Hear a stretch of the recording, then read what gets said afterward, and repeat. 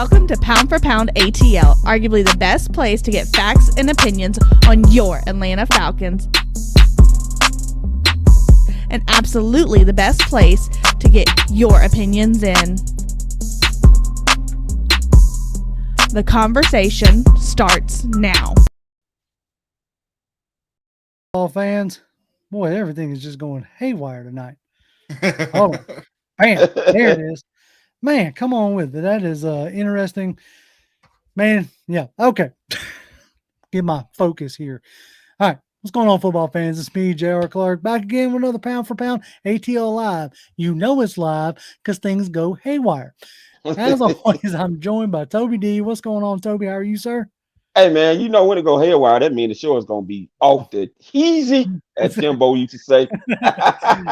John Boy, what's up with you, brother? Man, just trying to get through the day and basking in the glory of another Falcons win. That's it. That's it. Like, we did it, right? In a sense. Like when I say we did it, we made it through another season. Like granted, unfortunately, our season ended shorter than we wanted to, with not making the playoffs. We spent a good bit of the season looking at the idea that, hey, we might make it to the playoffs. Obviously, we didn't. Thanks to the Bucs, that dream was alive probably a lot longer than it should have been. But needless to say, for a team that was like predicted to be a 2-win team, we ended up with 7 wins. So we're gonna get into all that. But Toby, what's your overall just initial quick 30,000 foot view thoughts on the season? Is it training camp time yet? That's what I'm talking about. That's how excited I am about the season, man. That ended exactly the way that I was hoping it would and gave me the excitement that I was hoping it would give me. And I am so ready for camp to start and see number 4 with his guys rightfully taking his place and doing his thing in the offseason, man. Yep. No, I agree. Jonathan, what's your 30,000 foot view? For the most part, I think this team exceeded my expectations going into the season. I wasn't 2-win territory. I thought we were going to get anywhere between 6 to 9 wins. Right. Yeah. That's what I thought would happen. And I think I told you this in the lead up to the season, early on, was what I want to see out of this team is be competitive. Right. Don't let me get into a game and it's halftime or midway through the third quarter. I'm like, and turn it off. Right. Exactly. Yeah. I just didn't want that. Right. So there were a bunch of dumb things that were done. There were a bunch of dumb mistakes, rookie mistakes by an 8-year veteran. There was plenty of times. There were times in the game Sunday where I was like, man, we're gonna lose to whatever. And last week against the Cardinals, I was like, man, we're gonna lose to the Cardinals. But overall, outside of 2 games, I think they were in every game. Yep. They had a chance to win just about every game. Mm-hmm. They fell short in more of the 1-score games than they succeeded. Mm-hmm. But overall, I think just they did what I wanted them to do. I saw progress. It's the same record as last year, but I feel in a better spot than I do. Or than I did at this point last year. Last year, I was like, I have no idea what we're going to do. Mm-hmm. I don't know how long we're going to be in this hole, but I feel a lot better. Anything could happen, but I feel a lot better about the direction of the team, the foundation of the team, and what have you. So that's where I'm at. Yeah, I echo a lot of those sentiments. I think me and Toby were both pretty much on record of being in the 5 to 7 win camp. We thought 2 wins was, pretty ridiculous. When that came out, yes, this was a roster full of, guys on 1-year deal and starters or rookies that were going to have to step in, or second-year guys who were going to take a bigger step. But we knew that. Like, that's what happens when you're rebuilding a team, right? Mm-hmm. Like, our aggression is something that me and Toby talked about at the beginning of the offseason. Our aggression came in clearing the cap, Mm-hmm. and they succeeded. They succeeded in clearing the cap, and they succeeded this year in being a competitive team with a subpar roster. You had 2 established guys really on defense and 2 established guys on offense. And what I mean by that is, like, you had Grady and Terrell on the defensive side, and then you had Jake Matthews and Chris Lindstrom on the offensive side. Outside of that, everything was a mixed bag. Yeah. You were doing this with a bunch of cast-offs, and were there still some areas that need to improve? Oh, God, yeah. And we're going to get into some of those tonight. But were there some, bright, shining spots? Big time. To a point where I think I'd like to go ahead and, get into the baller and faller segment because I think this naturally, leads into that. So I'm going to show this on screen. Now, we got a little bit of a tweak in this baller and faller. As you can see, there's no pictures on here. And thanks to Jonathan and in his thinking outside the box, we're going to have a little bit of a show for you. So the first baller, okay, Willie, I see you, and I'm going to get to you here. Okay, hold on. We're going to see. We'll go ahead and let Willie do his thing. Willie, we appreciate you big time. Willie. I'm going to show this on stream real quick. Okay, Willie says, predictions for my favorite segment, which could be brought to you by somebody. Today it's brought to you by Willie. Willie Doc sponsoring the Ballers and Fallers segment. It says, Ballers, Troy Anderson, Fallers, refs for never calling pass interference on Falcons wide receivers. Yeah, that they that's don't true. do. Yeah. All right, so we went in a little bit of a different direction. So let's see if this is going to work here. So our Ballers is what I'm going to dub the triplets. Yes, sir. Okay. Yep. With the performance on Sunday of Desmond Ridder, Drake London, and Tyler Allgeier, shows such a bright spot going into 2023. You had Drake London surpass Calvin Ridley on most receptions by a rookie.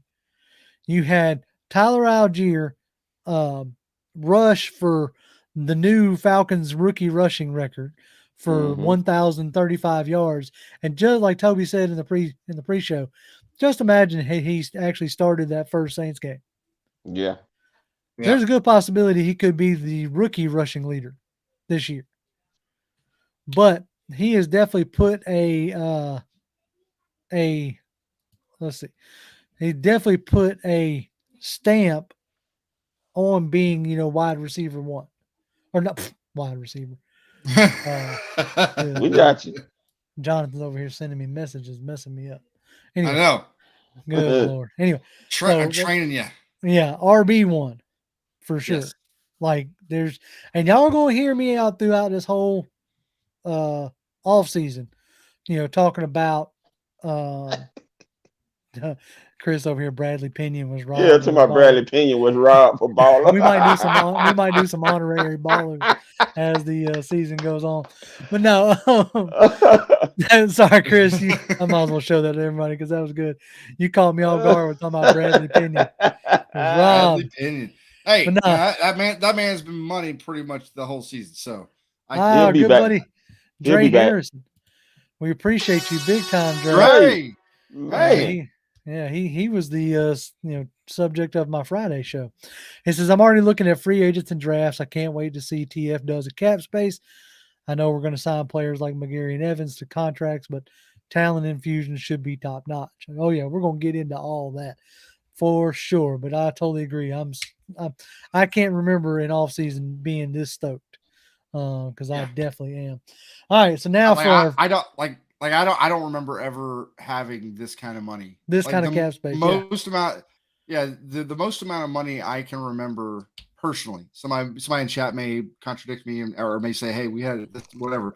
The most amount of money I can personally remember was like 30 million, which is a lot of money, but it was like 25-30 million dollars in cap space, and then that's including what we had to have for the rookies coming out in the draft. So closer to like 20, 20, like 24 million or something like that. Yeah, something like that.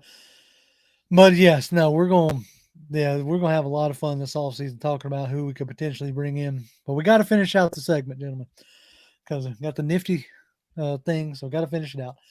And bam, that's our faller. I don't care anybody says. My man didn't finish the game. He was scared. He ducked out. Couldn't do it. Didn't even shake Desmond Ritter's hand. No, didn't even shake his hand. Woon Carter, we appreciate you greatly for your tip. Thanks, Woon. He said, thanks, guys, for 17 weeks of Falcon content.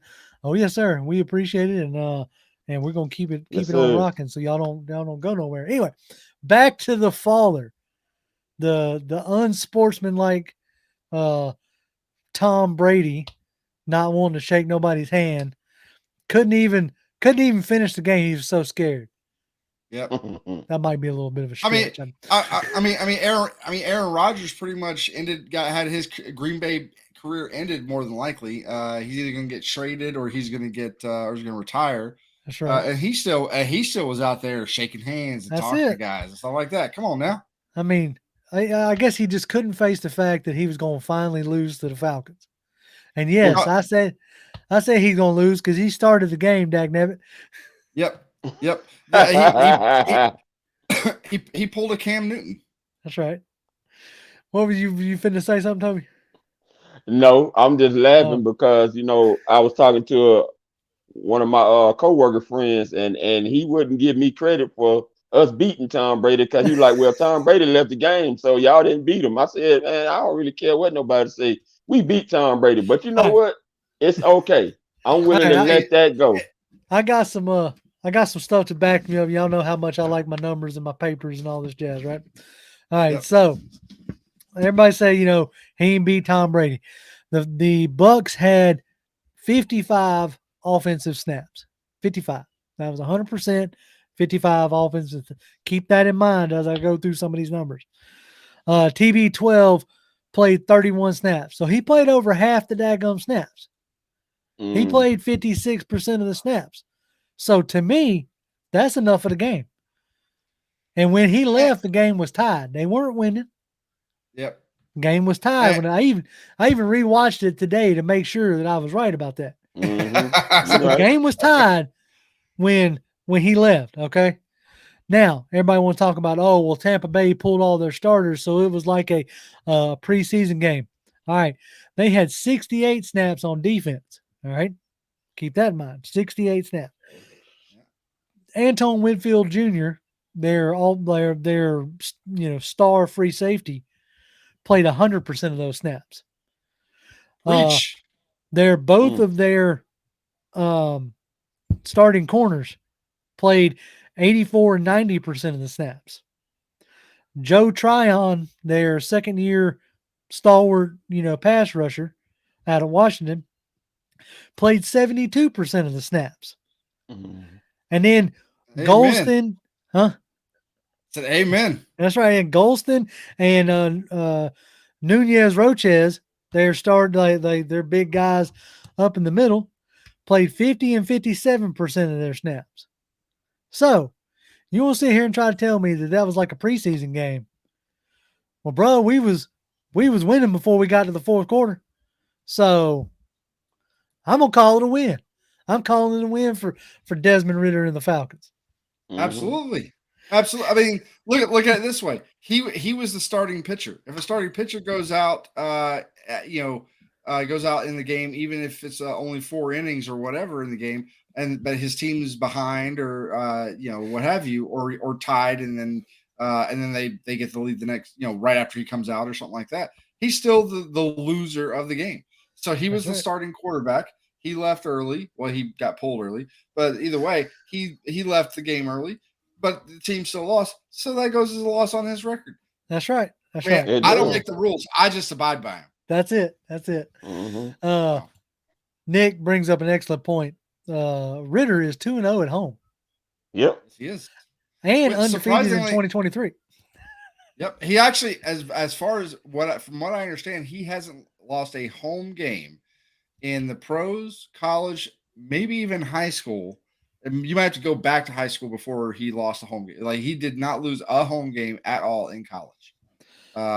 So Yeah, no, I agree for in the sense of I'm really impressed with what Ritter has shown in 4 games. Yeah. There was a part of me that was kind of worried, like going into this game. Oh, he still ain't thrown no touchdowns. But then when you really go back and watch, the closer we got to the red zone, the more Arthur Smith is like more he's like wants to run the ball. So that had a lot to do with it. Hey, Bradley, good buddy Bradley Burnett. He says, late to the party since I'm on call tonight. Well, be careful. I don't know what you do, so being on call could be a bunch of different things. He said, howdy, fellas. Good win. He says, I don't give a dang about one draft position. I want W's, especially against Tampa Bay. Yeah. Or Tom Brady, so I'm assuming. Yeah, one draft position ain't doing nothing for me. Like, no. We'll get into all that. I know people are like, oh, they won meaningless games and all this other jazz. I don't care. I would and I've said it before, I'd much rather have a team win. Much rather have a team win. It's not meaningless for Allgeier. It's not meaningless for London. It's not meaningless for Ritter. It's not meaningless for Lindstrom and McGarry and Jarrett. I mean, we saw Jarrett just a few weeks ago. That man looked like he was just like, he was beaten down. Happy. Right. He was not happy about it because he hates losing. Mm-hmm. So regardless of what, I mean, I get it. Fans want a higher draft pick. They want to look forward to that and all this other stuff. But to say like, why are you winning meaningless games? It's because those guys are paid to win. They love to win. They hate losing. I'm about to say, you go talk to the Texans. You go talk to their players, not the front office, not the idiots that decided to fire Lovie Smith, but you go talk to those players and ask them if that last game meant something to them or not. Mm-hmm. Of course it did. Of course it did. Absolutely. And I want players on my team that want to win, regardless of what's going on. Yep. Like, that's what you want. And that's that mentality holding out through the end of the season once you've been eliminated. To me, and some people will look at it one way or whatever, but to me, that is a sign of good coaching because you're able to still get your guys together for games that are for pride at this point, right? You're not playing to get into the playoffs anymore.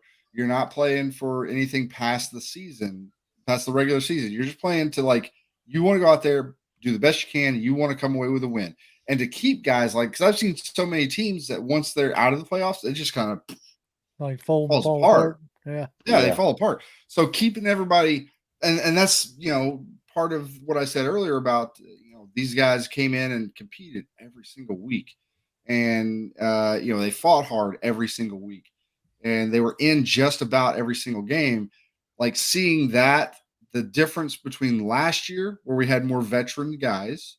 And we actually won more of our one-score games last year because we had the veteran and we had some of the talent there. Whereas this year we have a bunch of young guys, like one of the youngest rosters, if not the youngest roster in the NFL, that have to learn how to win. And so every time you go out there and you still win, no matter what's going on, you build that. Hopefully what you're doing is you're building that foundation of guys learning how to win in this league because it is real hard. I don't care what team you're playing, whether it's the Cardinals, the Texans, the Colts, doesn't matter. It's hard to win in the NFL week in and week out.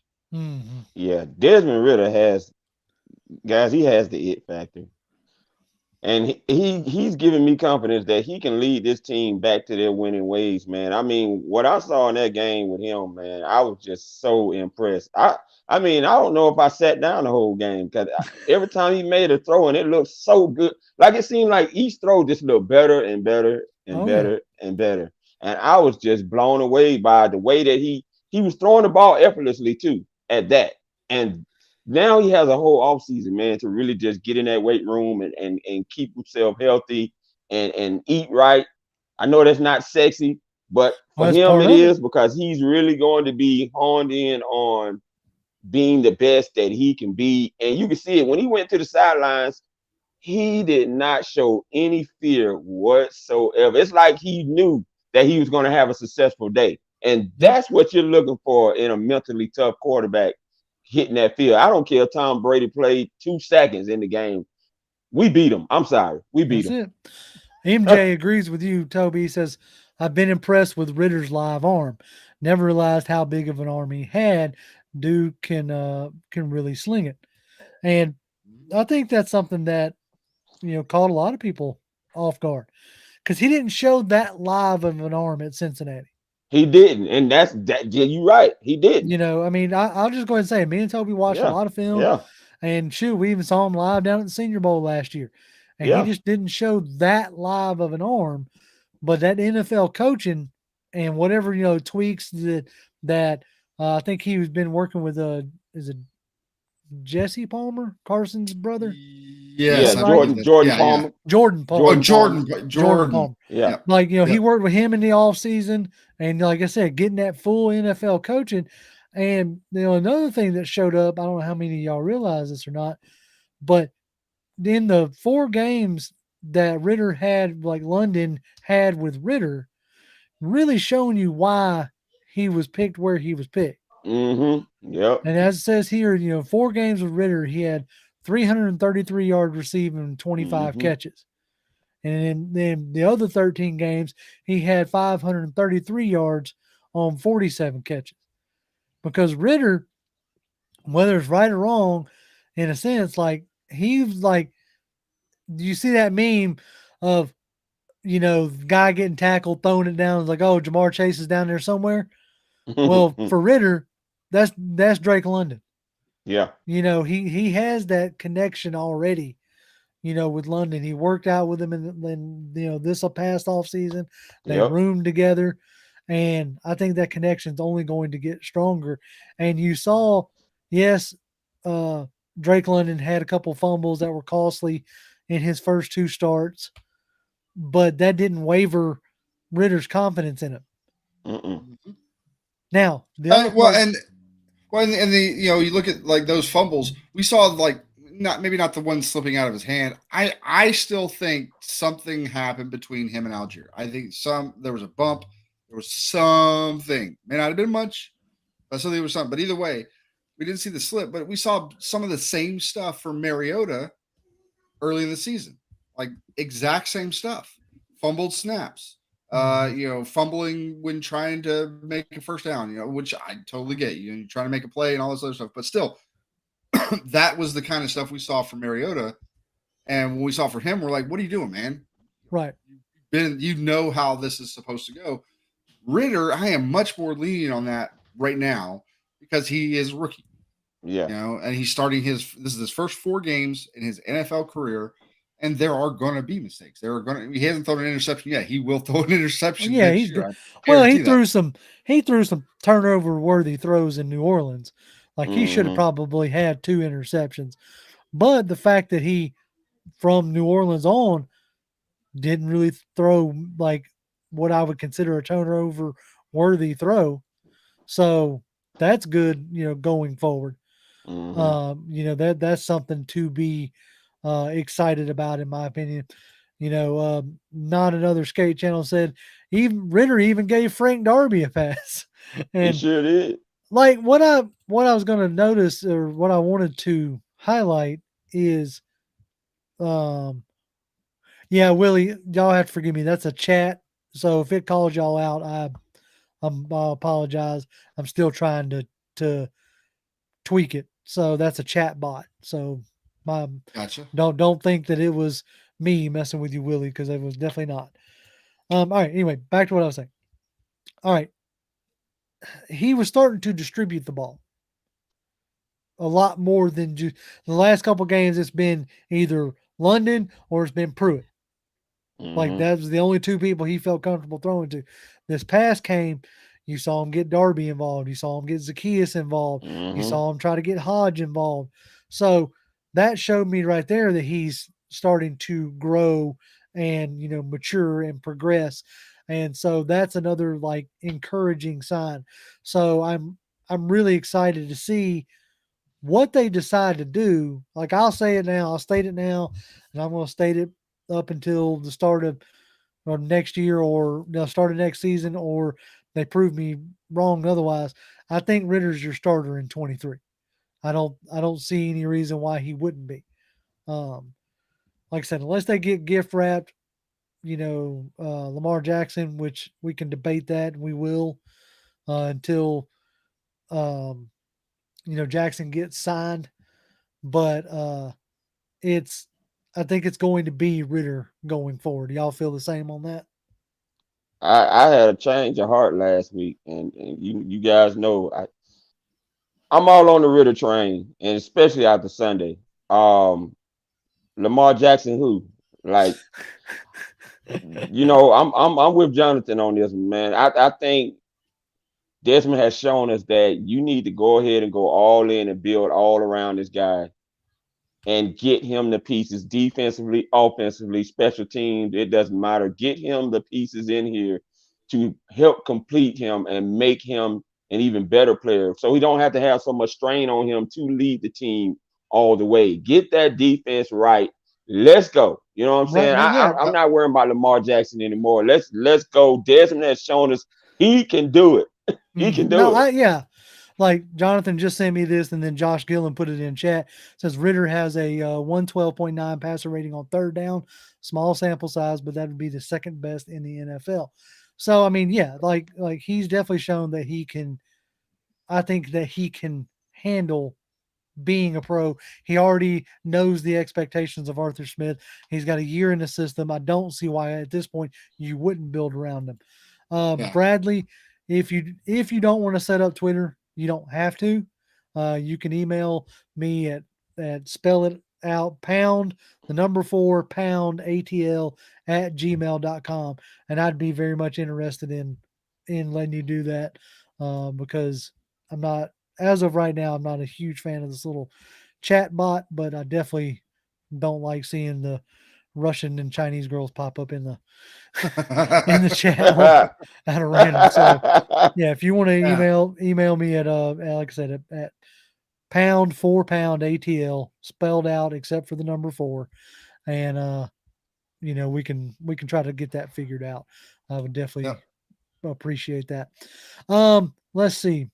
Carlos says we need to see him with Kyle Pitts in there. I think that's going to be a resounding theme is what that's going to look like. I mean, you even saw Pitts on the sideline just being pumped for his guys. So I think that's going to be a lot better going forward.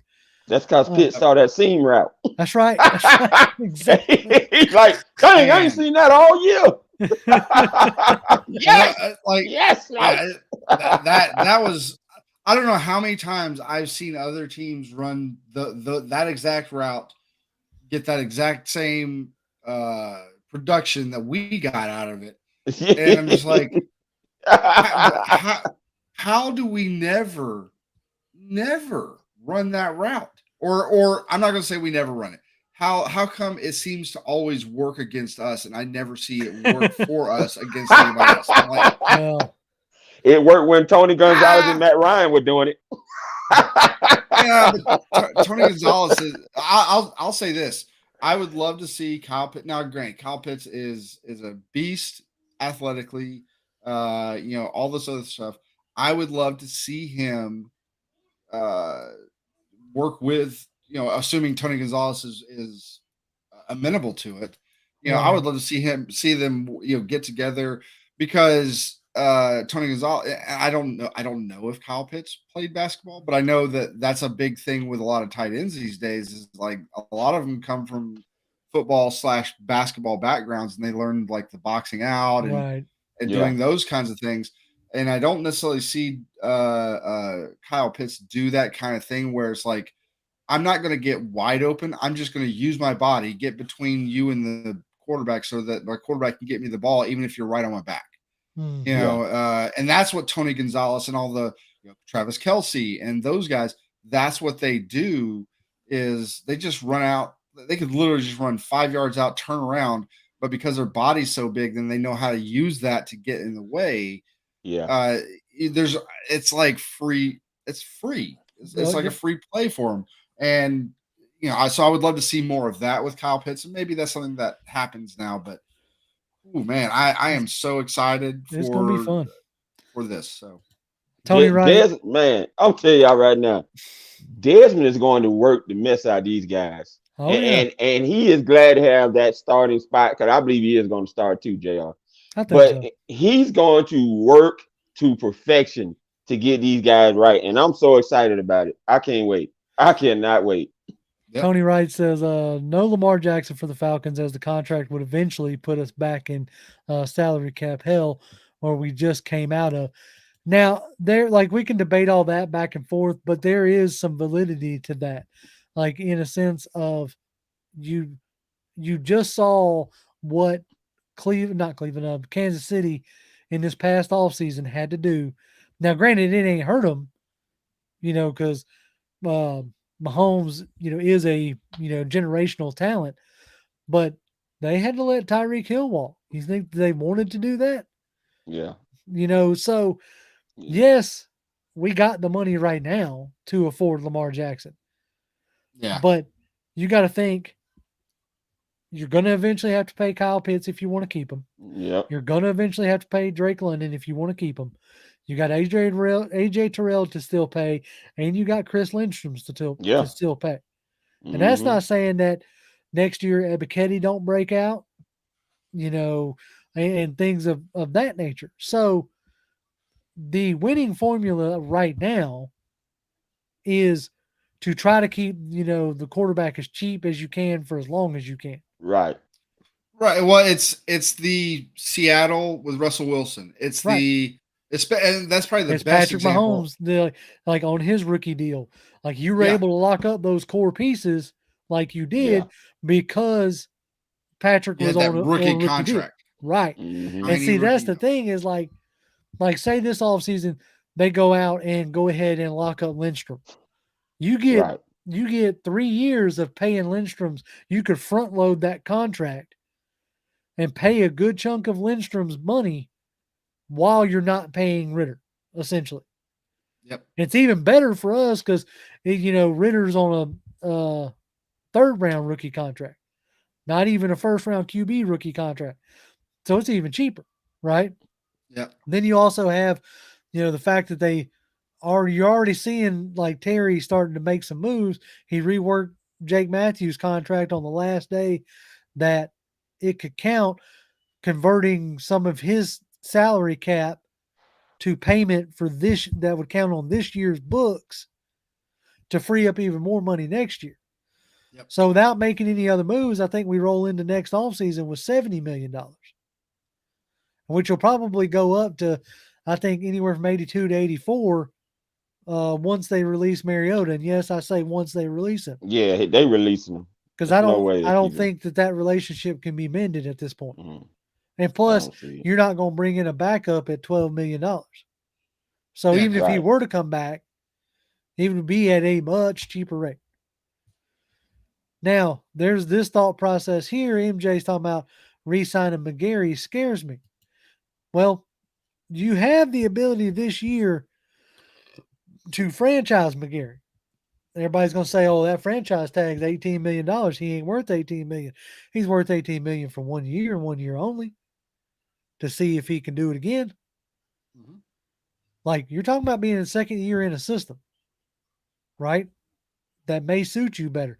Now, don't get me wrong. Even in this game, Akeem Hicks lined up on the edge. Akeem Hicks, mind you. A 300-pound man who has no business being on the edge lined up on the edge and beat McGarry for a sack. Now, that bothers me. Well, look, at the end of the day, if that was a regular occurrence where Akeem Hicks was like, I'm just going to line up on the outside against McGarry and he beat him every time, I'd be worried. Having a guy beat a guy on a in play, one rep, I get it. In one rep on a blitz, it wasn't just Akeem Hicks beating this man one. He was getting no help whatsoever. The rest of the line was getting taxed with the blitz. I'm not going to overreact to one play. Was it a bad rep? Absolutely. Was it a bad look? Absolutely. I'm not going to kill McGarry over one bad rep in a game, whether we win or lose that game, and whether that particular play was, the deciding factor. It's a play. Yeah, and everybody can win or lose on a play. My point there is that, that's a tendency from McGarry. Getting beat on a pass pro.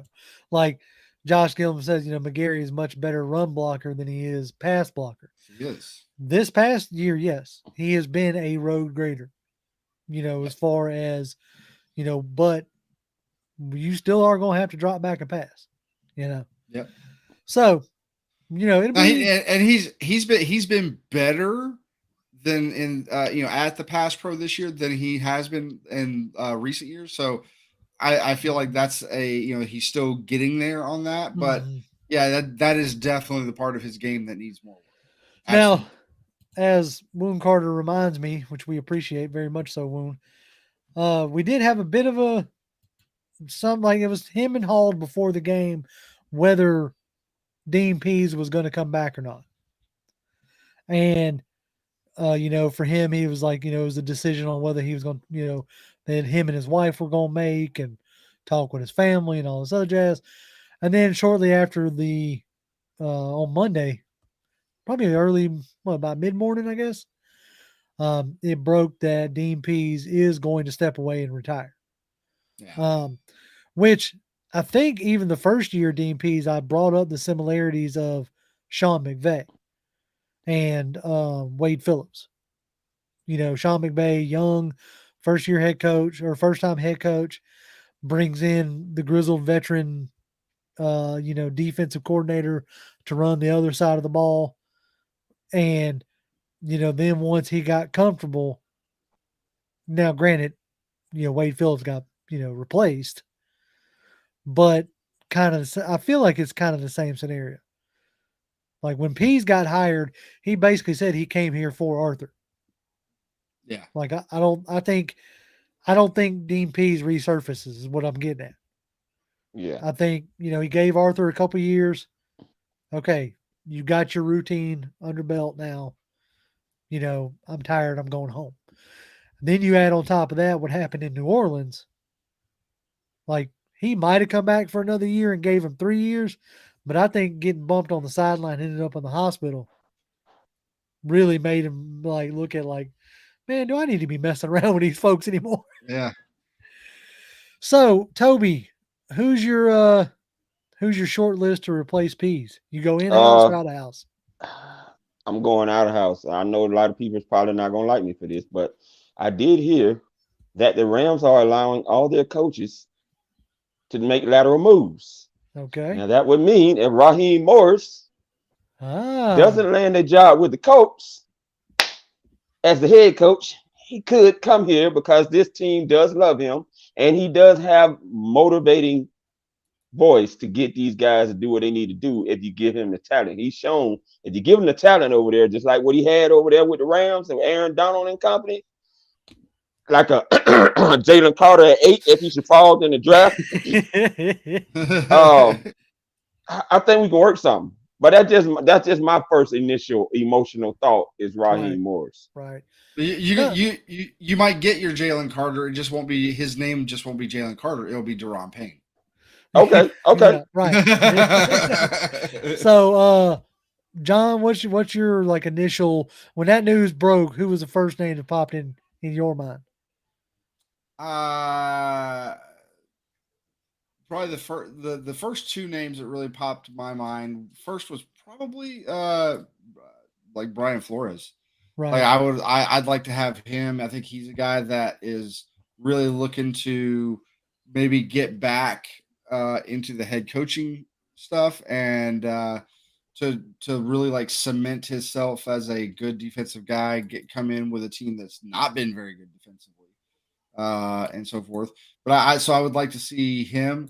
The other name that I would like to see would be well, you actually brought him up, and I saw him in an article here. But Vic Fangio.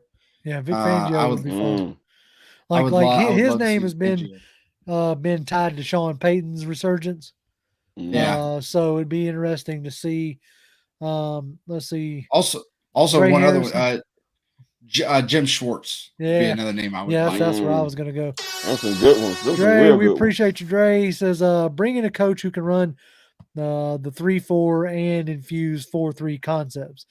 I hear tell you, Dre, appreciate the comment. I think a lot of us get stuck on the 3-4, 4-3. Nowadays, like modern NFL is less about 3-4 and 4-3 and more about nickel and more about like triangle coverages, like running half field coverages and stuff like that. They're not necessarily as basic as a 4-3, 3-4 anymore, but we all know that, so I think whoever comes in, if you wanted to keep continuity type, somebody like a Brian Flores or a Jared Mayo, because they come from that Patriots tree, which is where, Pease like really cemented his styles with the Patriots. So like you could go that route and maybe and keep in that same tree, that same style. You could also possibly go with like the Jim Schwartz, who has been up there with he's hanging out there in Tennessee, ain't he? Or is he up? He was in Philadelphia and then he got let go. I think he's been hanging out in Tennessee as like a defensive assistant. If he's ready to come back to coaching, I'd take Jim Schwartz in a heartbeat. He did an amazing job in Philly, Buffalo, and Detroit, defensively. Everywhere he goes as a defensive coordinator. But I mean, we said the same thing about Pease, but like Pease did what I was actually talking about, which is I'm going to come in. Yeah, he was coming in for Arthur, probably to try to help set the culture that Arthur talks about. He's like trying to build the culture, right? Whatever that means to the Falcons. Like he wanted to build that, and he felt like Pease was a good guy to come in and help that. And I'm going to probably take a guess and say he was only thinking like 2 years anyways. Yeah, I was about to say 2 to 3 years tops. Yeah, I think that's all he was looking to do was to try to help him come in and get things started. Mm-hmm. Which, if you're going to go that route, then, probably the guy that probably has the inside track is going to be linebacker coach Frank Bush. Right. He's probably going to be the guy. That's what I was going to jump off in there. Jay Black says, P's son is a Falcons employee. Did you guys forget? No, I did not. No, we didn't. Think he can take over play calls? I don't know. I don't think he's been an assistant. I don't even think he's risen to the ranks of a position coach yet. I think he's just been like a defensive assistant. So I don't know if would be ready to take that leap, but you talk about Fred Bush, you talk about Ted Maciano. If you were looking at like in-house type stuff, when Pease went down, they went to Fred Bush. So, and Fred Bush called a pretty good game against New Orleans. Now this is the one that annoys me right here. I'm gonna give Fred some money. No, I ain't gonna give him. He gave us some money, which we appreciate. He says Jim Haslett has been reported to on the Falcons list. Do not want. No. Do not want Jim Haslett. I think like that came from Benjamin Albright. I don't know if any of y'all follow him on Twitter. Yeah. And then the guy Cam Marino picked it up as well, which I know a good bit of y'all follow him because he's more Falcons focused as to where Albright is Broncos, but he does have a wide reaching net. keep this in mind when you're hearing these names to begin with. It was first reported that the Falcons are going to cast a wide net. They were doing an extensive search. Yep. So, not necessarily surprising, just because of Hazlitt's ties to New Orleans. For Fontenot, spent a little bit of time in Tennessee when Smith was there. So I think that might have just been more like dot connecting than anything else. I would hope that they wouldn't make a decision to bring in Hazlitt. Yeah, I'm not a fan of Hazlitt. I want another, grant we didn't quite get there with with Pease, but I want a guy that's had success in other places. Even and I understand like a guy like a Hazlitt could be a good coach. Right. Like when you're talking like if you're like coaches talking to other coaches and like really know like what goes on in the coaching circles and what makes a good coach versus what doesn't make a good coach and all those things. He may come off for them as a good coach, but the problem is the results haven't been there. Right. And I want a guy who's had the results, who has had the success, so that he has that that clout when he walks in that room. And maybe that doesn't mean anything to NFL players. I don't know. I think it means more than I think it means as much to them. Like, because if you got a guy who comes in like a Fangio or a Schwartz or somebody who has done it and been proven, I think that carries a heck of a lot more clout than somebody who's still proverbially wet behind the ears. Antoine Wartime TV says, "What do y'all think about Rex Ryan?" I mean, look, I like Rex Ryan, like I like the triple option. It's fun to watch because it's different. All right, Rex Ryan throws amazing blitzes. Kind of like a Todd Bowles defense, throws amazing blitzes, but there's more to defense than just blitzing. Now I'll say this: if somehow, for some reason, I don't think it's going to happen, but if for some reason Bowles were to get fired from Tampa Bay, maybe because I'd take Todd Bowles in a heartbeat. I would take Todd Bowles as a DC. Yes, sir. I'd take Todd Bowles in a heartbeat as a DC for sure. Yes. Also, Terrell Williams, the former Lions DC, he was getting run at head coaching positions a few years back. I think he's in Tennessee as a assistant as well. So if he wants to come back, then as a DC, I'd take a look at that because he put together some good defenses in his time. With the new like coaching staff and all that jazz, if Vance Joseph with the Cardinals, comes open, I'd take a real hard look at Vance Joseph. So, Willie Doc, we appreciate you, Willie. Does TF or Arthur Smith nominate the defensive coordinator? I think that would come from Arthur Smith. That's I think Arthur Smith would be like, I think he's the one responsible for like bringing coaches in. Yeah. So I think that's how that generally works.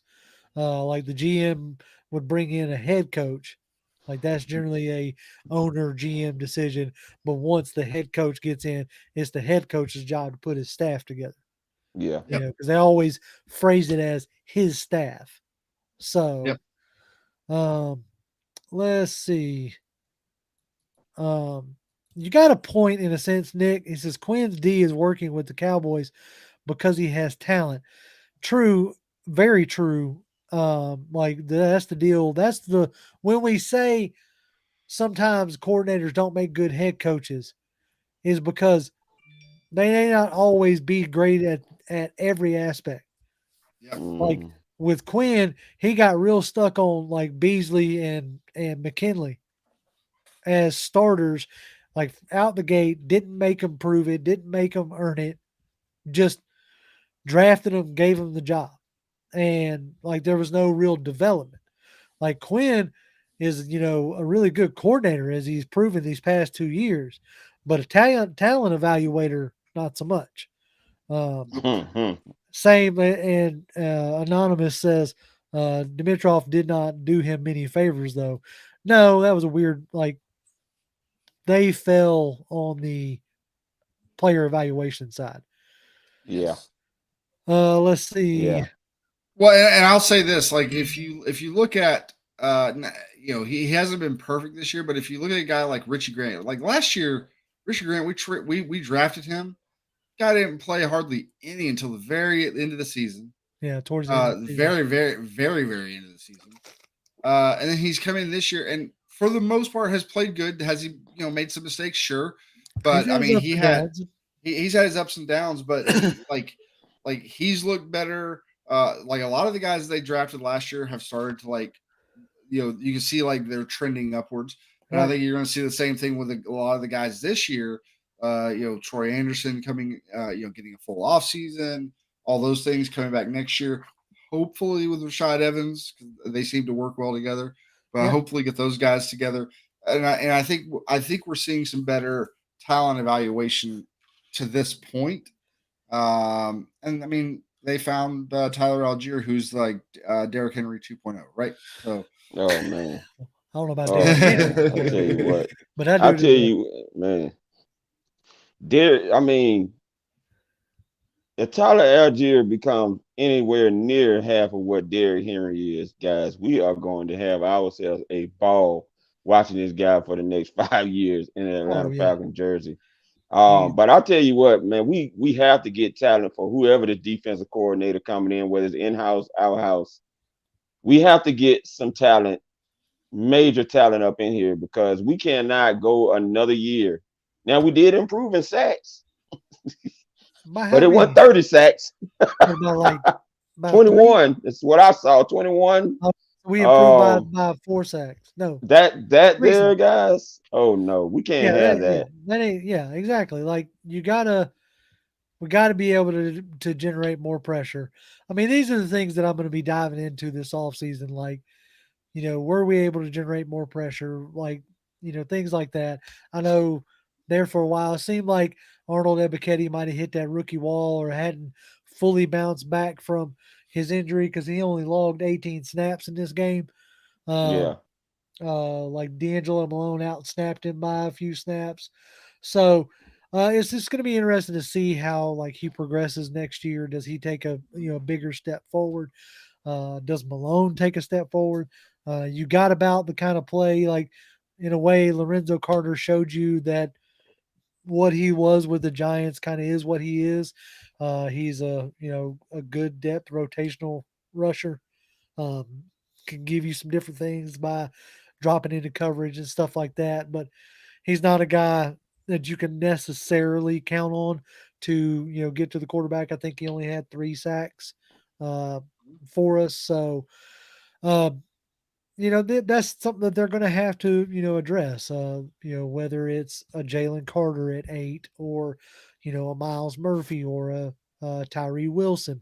A blue chip defensive prospect at 8 would be real nice. And kind of speaking of that, like as we're starting to wrap up the show some, I will be heading back down to the Senior Bowl this year. Try to give y'all some good quality coverage of. There's a lot of like interesting players that are going to be down there, so I'm going to do my best to get y'all some good coverage. Normally I wouldn't do this, but I'm going to throw it out there just to see what happens.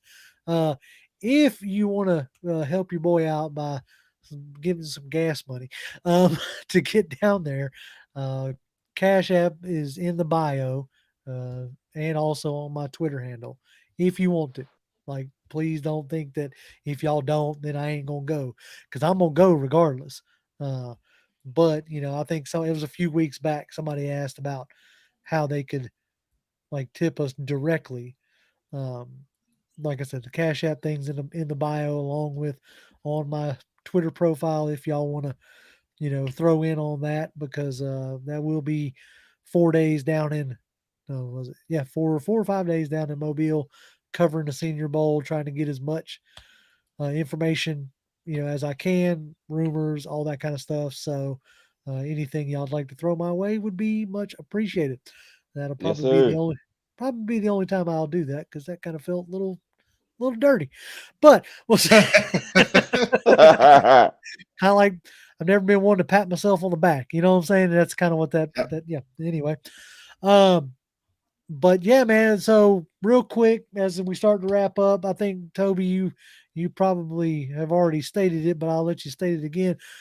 Who are you looking for at 8? Who are you want? Say we stay at 8. We don't trade up. We don't move down. Your guy is there. Who is your guy? I'm riding on the coattails of Jonathan. I'm going with Jalen Carter, dog. I'm hoping that he's there, because man, if you can pair him and you can get Deron Payne as well with Grady Jarrett, I know I may be asking a lot, but man, if Jalen Carter somehow manages to fall at 8, you better be pounding that table. As a matter of fact, you need to go up there and personally walk Jalen Carter up to the podium. Yeah, no, yeah. Move Roger Goodell out the way and make that announcement that he's coming to the Falcons. Period. That's it. Yep, I'm with you there in that aspect. Jonathan, is that where you sticking at right now, or you want to throw another name out there? Like the guy that I want, Jalen Carter. I mean, that's the guy I want. I want him like so bad it hurts, but he's not going to be there at 8. No, unless something absolutely. He would and even then, I think he might still go before 8. He'd have to break his leg or something. Even then, I mean, probably go. Yeah, and even then, guys would take him just because of the what it could be in the future. Right. But either way, unless something absolutely astounding happens, he's not going to be there. So if I had to not worry about him, because of what I hope is done in free agency, right? I'm gonna say it's gonna probably be either Miles Murphy or Tyree Wilson. Those are the two guys. And if maybe we pick up an edge out there in free agency, and we're not dead set on that in the first round, I can't think of his first name, but I could absolutely see them going and getting a guy like Johnston, the TCU wide receiver. Oh, Quentin Johnston. Quentin Johnston. Yeah. I could see him going and getting that. I would, depending on what free agency brings, I think the Falcons organization, I think fan base would lose its mind if we went for a third pass catcher. Yes, we can't go. No. That would be. I hope we don't go a third year taking an offensive player. I'm simply saying, if they get everything they want defensively in free, let's say they get Deron Payne, maybe they even pair that with Deron Payne and Ioannidis, right? And they go get was it Bates? Go get him, Jesse Bates. So you get those two guys on the interior defensive line to pair with Grady Jarrett, to not young guys, but they're not old, right? So you get two younger guys, and then you get Jesse Bates to shore up the back end. Then I think that opens up the possibility. The other guy I would possibly take would be is it Christian Gonzalez, I think. Yeah, Gonzalez, the cornerback out of Oregon. I would definitely do that. So now you get Payne, Ioannidis, Gonzalez as a cornerback to pair up with AJ, and probably what's his face that got injured this year? Casey Hayward. Yep. Pair those guys up. That's a nice 3-man. And then we still got the other guys. And then Bates and Grant. You get those. That is a good interior defensive line. That's a good, back end with your cornerbacks and safeties. And I think if you go that route, I think that would be a good way to go with it. But I think my number one under the sun, obviously, right now is Jalen Carter. I think that he would transform this defensive line in a way that we haven't seen in a very long time. I don't think he'll be there. So initially, I think Miles Murphy has caught my eye. as a big, powerful rusher. And the same deal, like I'm going to go ahead and call it my initial thoughts on Tyree Wilson.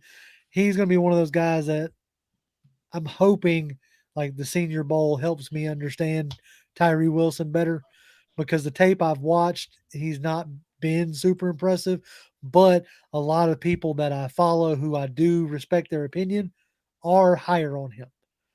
So that tells me that I might be missing something and that I'm going to need to dig deeper.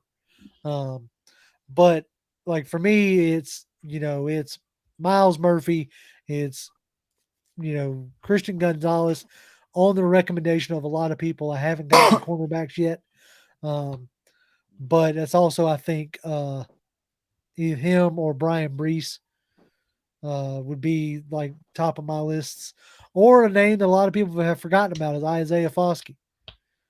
He's another very versatile edge rusher out of Notre Dame that I think could do well. Willie Doc asked, will y'all be posting mock drafts on the P4P website? Really enjoyed those last year. Willie, I will not be posting those. They raised their prices like crazy. So it's just not necessarily cost effective to operate that website this year. So hopefully you have Twitter. And if not, I may try to post links on maybe on the community side of the YouTube, but I am putting together like profile spreadsheets on guys that I watch. So you'll still be able to get those. And we're going to be doing a lot of like mock drafts on the shows this off season.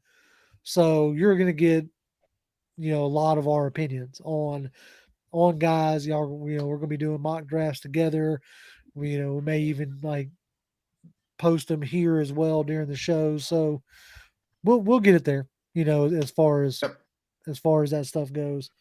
We may even like one thing I'll ask the community, the chat, like one thing I think would be kind of cool is we could run a mock draft on the stream, and we could talk about it with you guys and try to come up with the community mock draft, and we can post that out on Twitter as the Pound for Pound community mock draft. Yeah, exactly. I think stuff like that.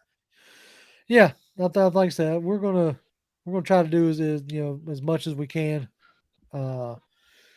As far as like mock drafts and all that stuff goes, like, yeah, we got, it's mid-January. We got till the end of April. So yes, sir, you gonna get more mock drafts than you can handle. So, well, man, I think that about wraps it up. I think, unless somebody's got any other, like, Chad, if y'all got any other crazy hold on. All right. Anonymous is asking for a quick mock draft. Let me 2 seconds. We'll see. We'll do a fast one. We'll see if I can get this going without breaking everything. We'll see how this goes. I could get it and share my screen if you want me to. No, I got it. I just like to be facetious. I give myself a bait, a cover, just in case things go sideways. All right, here we go. All right. Show on stream. Here we go. First mock draft of the season. We're going to do four rounds is what we're going to do. And we'll do fast so it ain't going to take up the whole night. But as we get going, we'll take more time with these. You impromptu twisted my arm. So here we go. I did a lot of twisting, you see. Yeah, I'm good at twisting arms. Oh crap! Stop! You didn't pick a team. No, I didn't. See, told you things go haywire. 4 rounds. Pick a team this time. Close the thing. We're gonna go fast. All right, now let's go. See what happens. See what we get. Will Anderson's already off the board. Jalen Carter. God. 2 picks before us.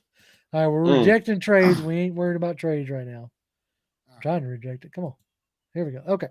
So we got Quentin Johnston. Yep, there you go. Anthony Richardson, No. Jordan Addison, No. Noah Sewell, linebacker, Trenton Simpson, excuse me, Will Levis, Kayshawn Booty, Brian Breesy, or Bijan Robinson.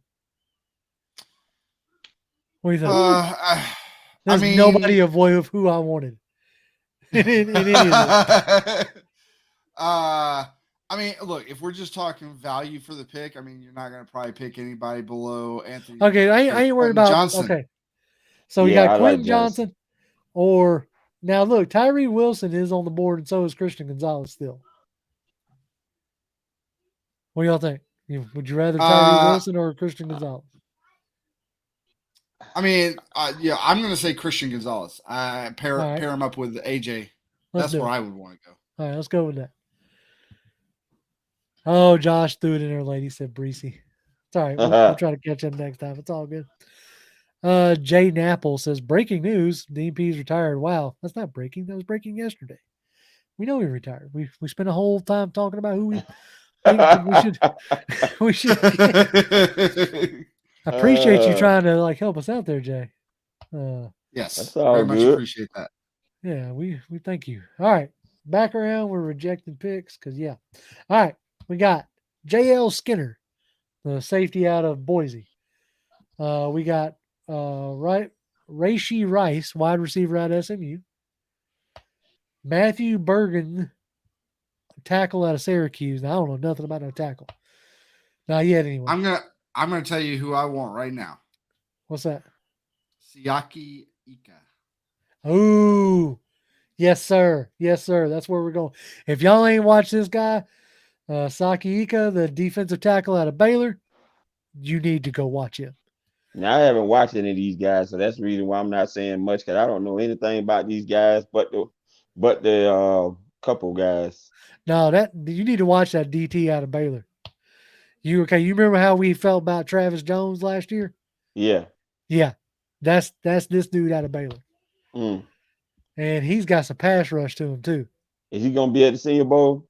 I think so. All right, we're on the board again. We got Blake Crum went back to Michigan, so that's off the table. Zach Cabernet. That name should ring a bell to you, Toby. Yep, I do know him. Romeo Oduzuna. I don't know him. He's a wide receiver out of Washington. Odunze, something like that. Cameron Latu, tight end out of Alabama. We can add to the ever-growing tight end room.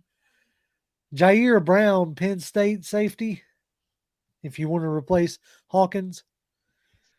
And let's see, Ivan Pace Jr., another linebacker out of Cincinnati who's pretty versatile. And then we could go with Georgia's own Christopher Smith. Go Dogs.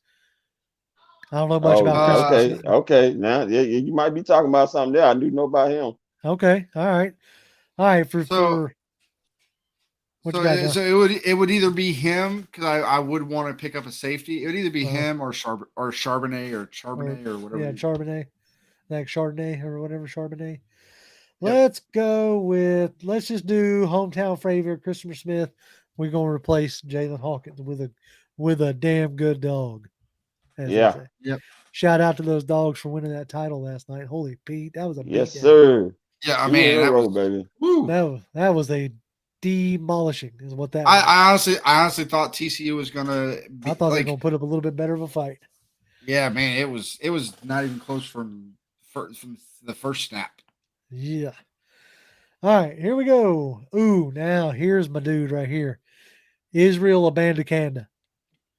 Like, you want to add some speed to the running back room and some power? So that way these teams don't get no rest from getting pounded on. Israel Abandakanda. We could go offensive tackle. I'd be down with that because I wanted to running back the last time around. So like getting him in. What is this? Fourth round now? Yeah. We're in top of the fourth. All right. Let's we're gonna go Israel Abandakanda. We're just gonna add to the room. Oh man, I should have looked further down. Kenny McIntosh was there. Son of a he's still there. He's still there, but we can't do 2 running backs in the 4th round. Yeah, dang though, he would have been perfect. He would have been a perfect compliment. He would have been a perfect compliment to Tyler Allgeier, boy. All right, this is our world. We can do what we want, man. JR. But we got to make it like somewhat responsible, don't we? Don't we? Let's see, Jaquil Roy, defensive tackle. Jaquelin Roy. Let's see. I'm trying to see. I'm gonna have to get on some of these like wide receiver. Well, we could go Derek Hall, edge rusher. On this one. What are we at? 110. Yeah, it's a little bit of a reach. So we could I mean, once you start getting to the 4th and 5th round, like, you know, I'm not worried about a guy that some people have rated 10 or 10. Now this edge rusher out of Washington, he had a lot of hype last year, but decided to go back. So we could go with him, Zion Tupuola Fetui.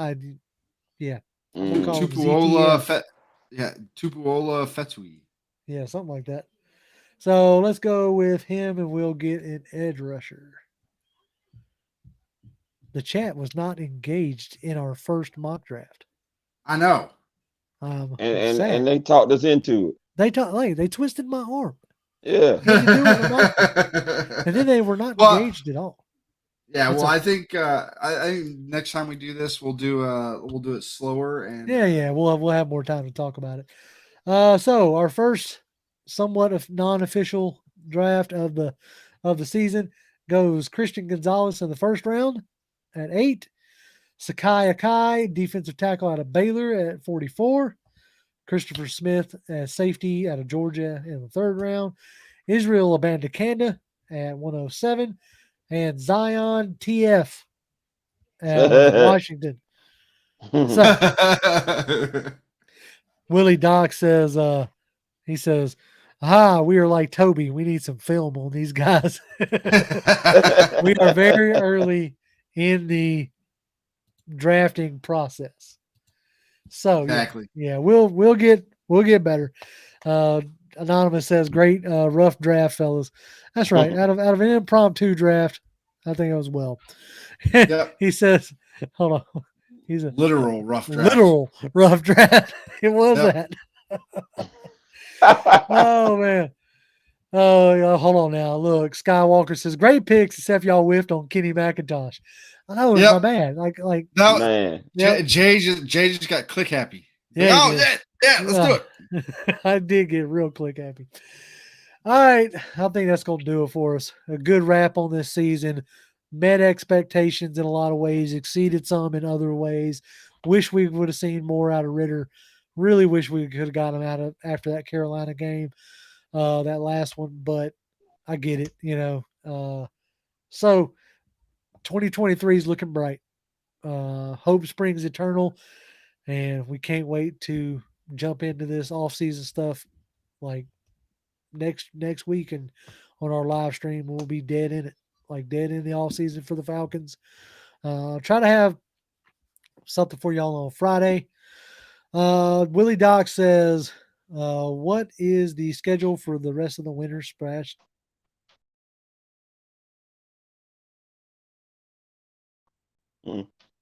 Everybody. Don't know what happened there. Oh. Don't know. Some anywhere. Whatever. Doesn't matter. The schedule for the show is we're still going to have our live streams on Tuesdays. Every Tuesday we'll have a live stream, and then we'll sprinkle in other stuff as the week goes on. It's going to kind of resemble what we've done in the regular season. We might actually try to add another stream to it. We'll see how that goes. As always for us, the off season is the time to experiment with new things and try different things. So if there's something that we do that y'all like, please engage with it and let us know that that's what y'all like and that's what y'all want to see. Right. If y'all don't engage, then I'm going to assume that it was a failure and we're going to keep on trucking. So I think that, like I said, we're going to keep our live streams every Tuesday. and we may we're gonna at least try to keep two videos a week, if not more. So we'll see how all that goes. And time for the ticker. If everything don't break on me, if I can get the ticker to pop up, bam, ticker. And I still didn't add Jonathan. Check me out. I am batting 1,000. Well, at least you are consistent, sir. Yeah, like consistency is my the name, other sir. way. Consistency is my name. All right. As always, you can follow me on Twitter. I'm at Grim1128. Toby D 1991. Jonathan M. Holder. And keep your eye on the channel. Like I said, if you want to cash at me something for the trip down, links and all that stuff's in the bio and on Twitter. If not, no big deal. Keep your eye, especially at the end of this month. I'm going to be putting up a lot of videos about my time down at the Senior Bowl. So keep your eye locked in there. And as always, Falcons fans, rise up. Rise up. Hit that like button. Rise up.